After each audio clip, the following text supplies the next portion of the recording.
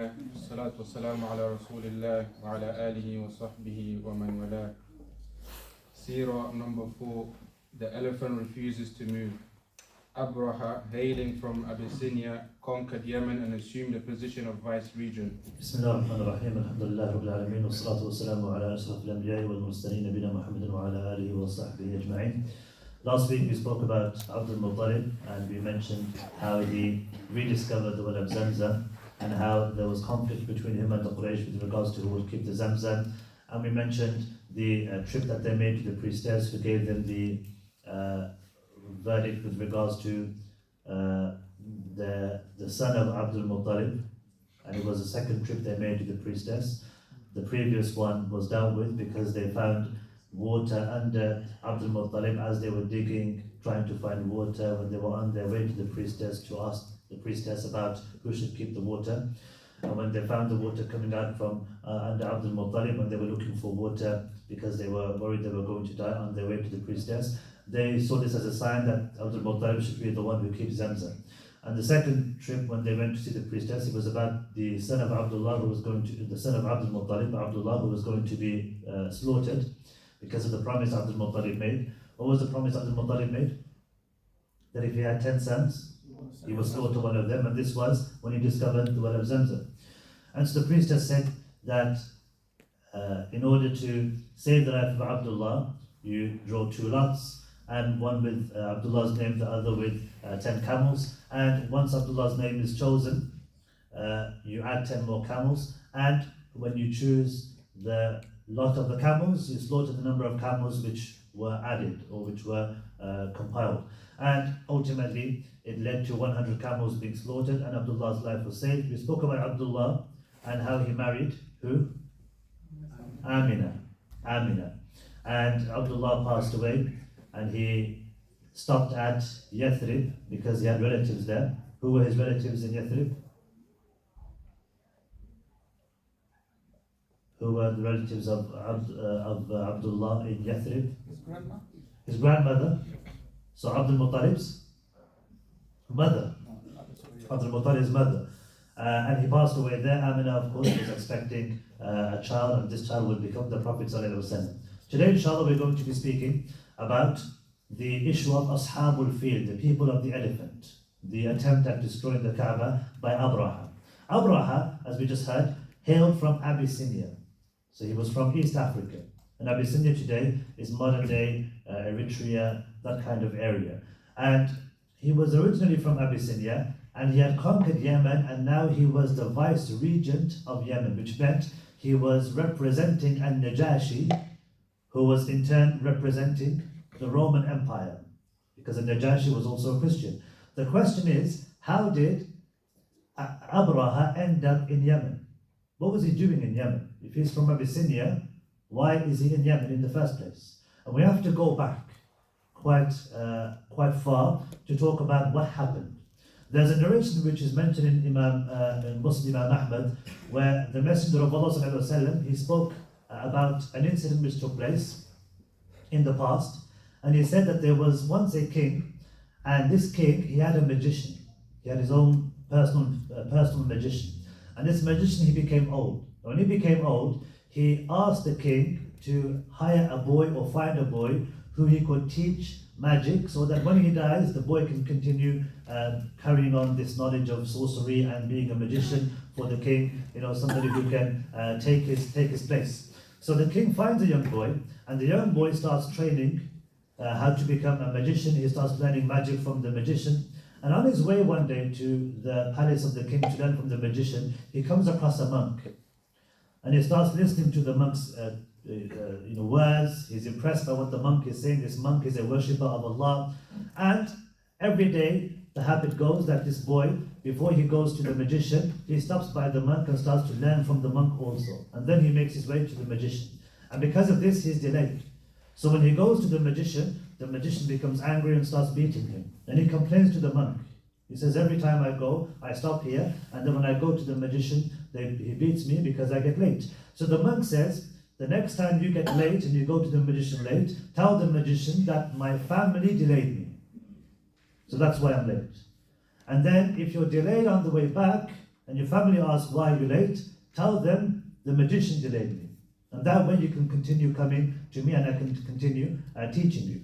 So this happens for a while until he comes across a pathway where the people are unwilling to cross the path because there's a huge beast in the middle of the path and they can't cross. And so the boy, he says, today I will know who is speaking the truth, the monk or the magician. So he picks up a stone and he says, oh Allah, if the affairs of the monk are dearer to you and better than the affairs of the magician, cause death to this animal so that the people can cross.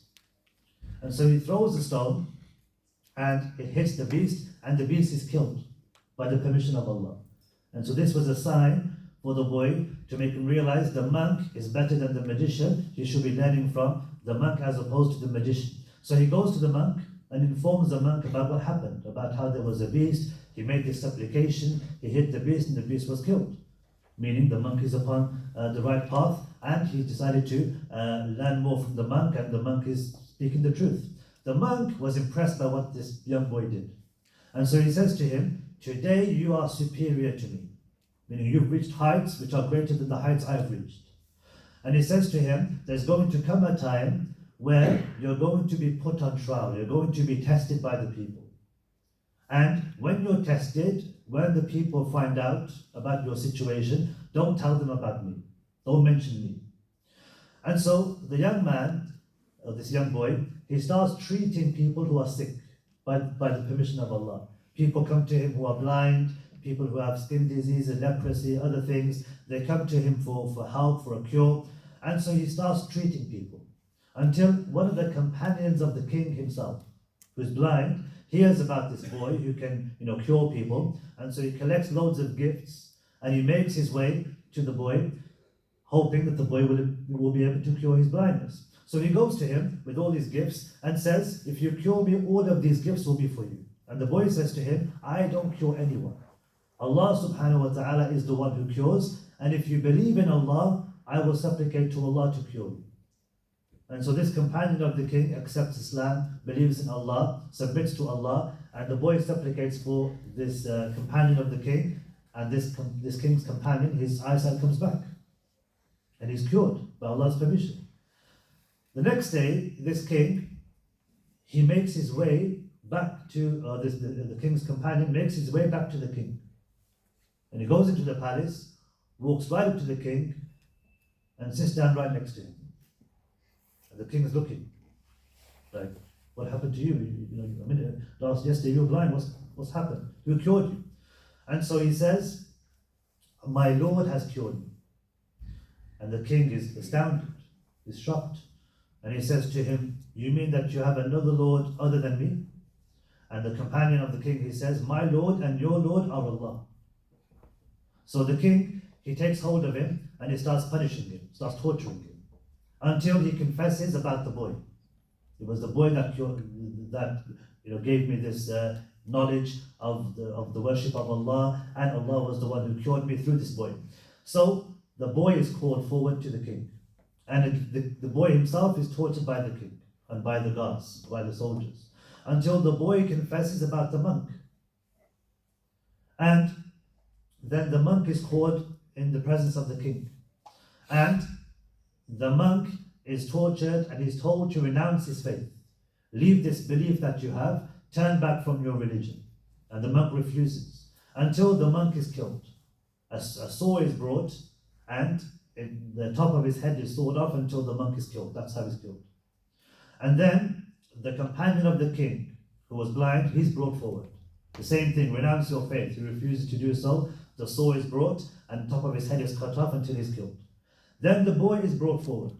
And the king brings some guards and tells them, if he doesn't renounce his faith, take him to the top of a mountain and throw him off the mountain. And he refuses, the boy refuses to leave his religion.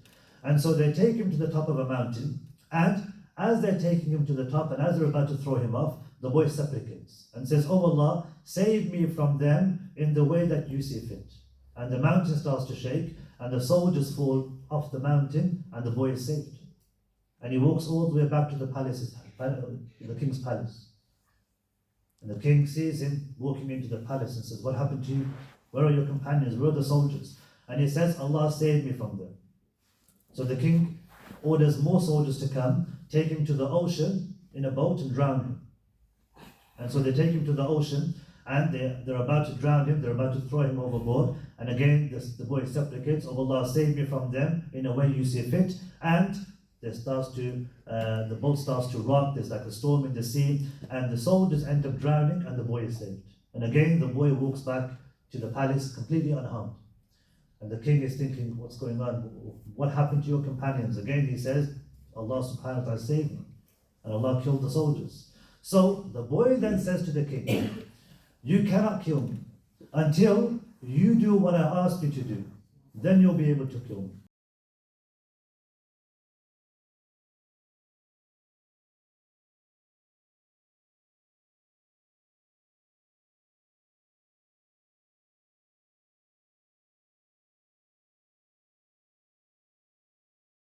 At my head, and before they shoot the arrow, they should say Bismillah, Bismillah, by the name of Allah, the Lord of the boy.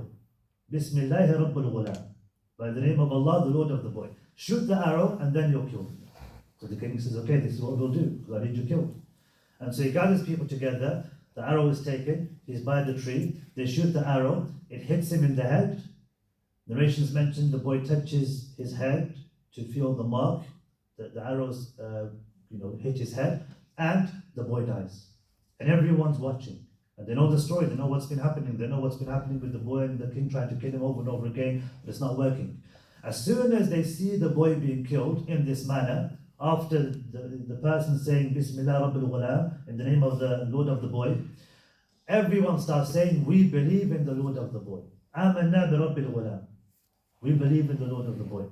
And now the council of the king, they come to him and say, "Look, what you hoped wouldn't happen has happened because of what you said." Now everyone started to believe in Allah. So it's the worst case scenario. So what do we do? So the king commanded to dig a huge ditch. And then he set the ditch on fire. He set the ditch on fire and he said, "Anybody who doesn't leave the religion of this boy is going to be thrown into this fire, they're going to be killed."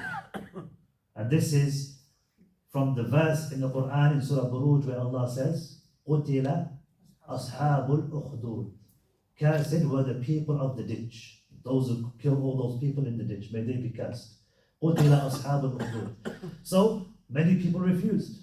And they were thrown into the fire. Narration mentions that one of the few babies who spoke as a baby was one of the babies that was being held by a mother before she was about to be thrown into the fire, and she hesitated. And the baby spoke.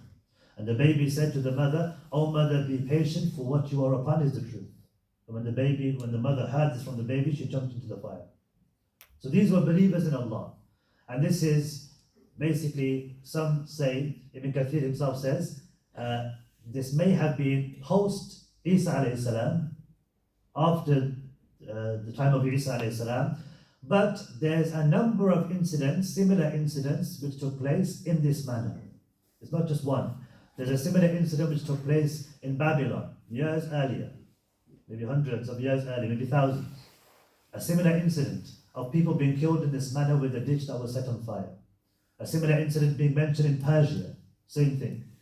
In the Constantine also, something similar happened during his reign. And this incident is mentioned by Imam Ahmad, and again, there's numerous cases of this happening, according to Ibn Kathir, numerous incidents of this happening. So, what does this have to do with An-Najashi? The person, this individual, who killed these people who believed in Allah, they say, of course, he wasn't a Christian, he was like a pagan worshipper, he was somebody who was a pagan. And it said that his name was Dhu Nu'as, and he was a king. And Ibn Kathir, when he speaks about Surah Field, he says, we've already mentioned the people of the ditch. Dhu Nu'as was the one who killed those people in the fire. And one person survived. It said that about 20,000 people were killed in this fire, by the way. So some of those people escaped. One of those people escaped to the Roman Empire to complain to the Roman emperor because they're Christian. He sends a message to An-Najashi in Abyssinia. And An-Najashi to help the people who were worshipping Allah. They were essentially Christian, but of course they were believers in Allah, and so they're closer to Christianity as opposed to the pagans. And Najashi sends two governors, two people, two generals, to find this person who's killed all these Christians and to kill him. Who does he send? Abraha and Ariyat. And that's how the stories are connected. So that's how Abraha ends up in Yemen. And so they go door to door to find this king Dhu Nuwas, who's obviously on the run. He knows what's happening. The Romans are sending their soldiers. Abraha has come from Abyssinia along with this other person called Ariyat, and he's escaping. Some narrations in Kathir, he says that he went into the ocean because there was nowhere for him to hide. He went into the ocean, he tried to swim, and eventually he drowned and he was killed. So Abraha and Ariyat are now the governors of Yemen. They're in charge of Yemen. They've essentially taken over Yemen. The king's been killed. So now they've taken over Yemen. Now when you have two people in charge, what ends up happening? There's going to be civil war. You can't have two leaders. Whenever you're going to have two leaders, no doubt there's going to be conflict, and you're only going to have one ultimate leader who's going to make the decisions. You're never going to have two leaders running things at the same time. It's just not going to happen. You need one person to make the decisions. So Ariyat and Abraha, they end up going into conflict. Some of the soldiers from the army side with Abraha, some side with Ariyat. Now there's a conflict, there's an issue, and there's about to be a civil war between these two soldiers, these two generals that Najashi said. By the way, the Najashi of Abyssinia, it's not the same Najashi that the Prophet ﷺ dealt with. It's someone who came before. Whether it was a father, grandfather, we don't know. But it was a different Najashi. And so they continuously disagreed about matters, how to do things. They were about to have a civil war. And eventually they agreed, look, instead of having a war and risking the lives of all of our soldiers, let's have a duel. One-on-one duel. Me versus you. Abraha versus Ariyat.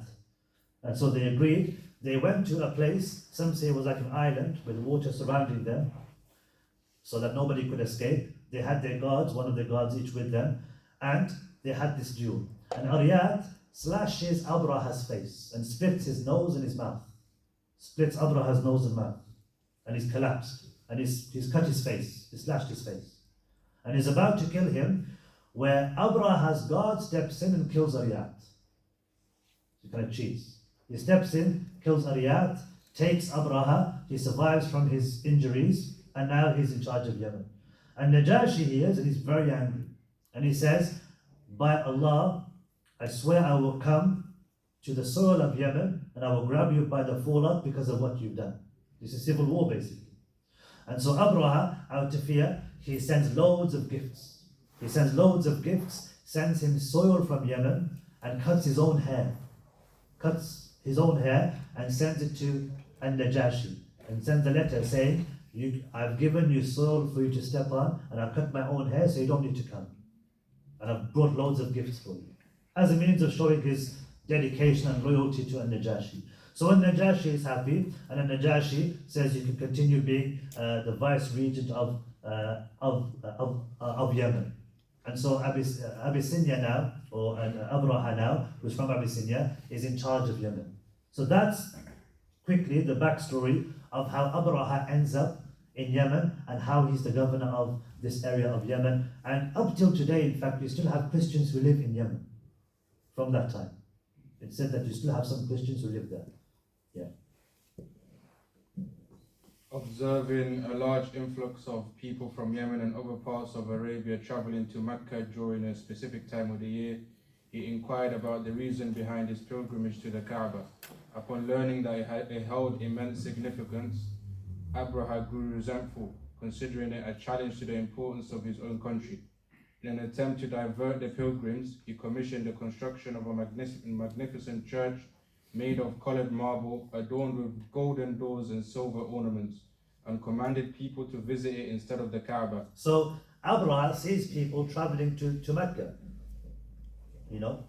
annually or regularly traveling to Mecca, especially the Hajj season. As we mentioned before, they will still perform Umrah and Hajj. They were just worshipping the idols, but the symbol of the Kaaba was obviously still there. So he's noticing people traveling there, and he's thinking, what's going on, what's happening here? Obviously, he's from Abyssinia, he's not from Arabia.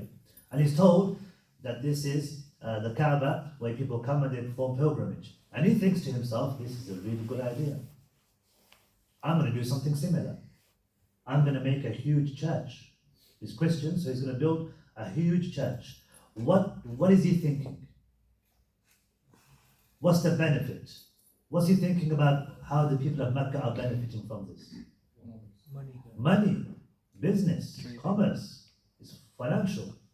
Obviously, even today, it's even more financial, benefit from Hajj and from Umrah, isn't it? So it was a similar thing in those days. Can you imagine people coming regularly, to a city? It's like tourism. It's not tourism, of course, but it's similar to tourism in the sense that people are coming and they're performing Umrah, they're performing Hajj, they're staying in places. You need hotels, food, clothing, things to remember the trip by, etc., places to go, places to visit, etc. So there's lots of money to be made. So he thinks this is a really good idea. I'll build my own church. And he built it in Sana'a. By the way, this church that he built after it was destroyed, the remnants are still around up till today. The remnants are still there in Sana'a. I saw a picture today, it's a black and white picture, black and white photo. And it was called Al-Qulais. He called it Al-Qulais. And it was huge. It was like a huge church he built in Sana'a. It's just like the boundary. It's like a round circular boundary that you see today. There's no actual structure left, it's just all gone. He built this huge structure. It was magnificent. It was called Al-Qulais. It was so high, it said that if a person was to look at the top, if he was wearing a cap, his cap would fall off because he would look so high. That's how huge this church was. And he's hoping people will divert their attention from this small house, from this Kaaba in Mecca, and they'll come to my beautiful, great, massive church. And of course, no one comes. When the Quraysh hear of this, they're insulted. Who does he think he is? Trying to build a church, trying to distract people from the Kaaba, this building which was built by Ibrahim alayhi salam, because of course they still have this knowledge of Ibrahim. They still are aware from stories which have been passed down. There's no scripture, of course, but they know of some of the stories, and so it's like an insult. And some narrations mention, as is mentioned here, it's not mentioned here. But some narrations mention some people from the Quraysh went there, or one individual specifically went there. He went into Al-Qulais, this huge church, and he relieved himself, went to the bathroom in the church. And he went back to Mecca, just to humiliate Abraha and, just to humiliate what he's trying to do. This incensed Abraha. Other narrations mention some people went from Quraysh and they lit a fire on a windy day inside the church. And due to the fire, due to the wind, the fire basically spread and it caught onto the whole church, and the whole church was destroyed as a result of this fire. And when he inquired as to what happened, they told him people from Quraysh came and they set this fire, they did this fire. So now, this is his chance, this is his moment, not just to capture those people and find those people who tried to, or did destroy the church that he built, but now, once and for all, to destroy the Kaaba. I mean, he's a typical politician, if you like. It's an excuse now to just invade. This happens all the time, doesn't it? Somebody does something, it's an excuse, okay, we're going to invade the whole country and take over the whole country. It's just something that's used as an excuse. So he says, that's it, we're going to attack, we're going to make a huge army, and we're going to march towards Mecca, and we're going to destroy the Kaaba once and for all. And then that way I can build a church, there won't be no more Kaaba, and they'll come to my church. Instead, I can build another church. Yeah. However, his orders were met with disobedience. Enraged, Abraha resolved to destroy the Kaaba. Assembling a vast army led by an elephant, he set forth towards Mecca. Narrations in Kathir and mention some narrations that he amassed a huge army to attack Mecca, and in the army there were elephants. Some narrations mentioned there were 8 elephants, some narrations mentioned there were 12 elephants, and there was one big elephant, there was one huge elephant, and it was called Mahmood. And so they made this huge, he made this huge army with these elephants, and his intention was to use these huge elephants to destroy the Kaaba. How was he going to use the elephants to destroy the Kaaba? He would attach one piece of a chain to the Kaaba, attach the other side to the elephant, okay, do this with all the elephants, get them to march away from the Kaaba, and of course the Kaaba will just crumble, the Kaaba will just be destroyed. And so this was the idea. So he was going to take elephants. And by the way, in those days, of course, there's no like cars or tanks or anything, but it was like tanks. They're huge. They're trained elephants, trained to kill, trained to attack. So it's almost like, seeing a tank. Imagine you see a tank coming through, commentary. It's like it's a shock. And so they're hearing the news. People in Mecca, the Quraysh, they're hearing news that Abraha is coming with a huge army. In the army, he has elephants.